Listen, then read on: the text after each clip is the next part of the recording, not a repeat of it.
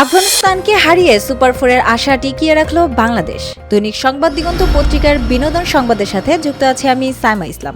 Asia কাপের B গ্রুপে বাঁচা মরার ম্যাচে আফগানিস্তানকে ৮ রানে হারিয়ে সুপার ফোরে পৌঁছানোর আশা টিকিয়ে রাখল বাংলাদেশ। আবুধাবিতে মঙ্গলবার অনুষ্ঠিত ম্যাচে ২০ ওভারে ১৪৬ রানে থামে আফগানিস্তান। টাইগারদের জয় নিশ্চিত করেন মোস্তাফিজুর রহমান ১৯তম ওভারে ২ গুরুত্বপূর্ণ উইকেট নিয়ে। বাংলাদেশের পক্ষে সর্বোচ্চ ৩ উইকেট নেন মোস্তাফিজ। অন্যদিকে নাসুম আহমেদ এক মেডেন সহ মাত্র ১১ রান খরচায় ২ উইকেট নিয়ে ম্যাচ সেরার মর্যাদা অর্জন করেন। আফগান ব্যাটাররা ম্যাচের শেষ দিকে কিছুটা চাপ তৈরি করলেও অসম্ভবকে সম্ভব করতে পারেননি। শেষ ওভারে দরকার ছিল ২২ রান, হাতে ১ উইকেট। নুরুল হাসান সোহান শেষ বলে ধরা পড়ে ম্যাচ শেষ করেন। বাংলাদেশ টসে জিতে ১৫৪ রান সংগ্রহ করেছিল। ওপেনার তানজিদ তামিম ৫২ এবং সাইফ হাসান ৩০ রানের ইনিংস খেলেন। আফগানিস্তানের পক্ষে রশিদ খান ২ উইকেট নেন। এর আগে হংকংয়ের বিপক্ষে জয় পেয়েছিল বাংলাদেশ, কিন্তু শ্রীলঙ্কার কাছে হারের পর সুপার ফোরের আশা শঙ্কিত হয়েছিল। আফগানিস্তানকে হারিয়ে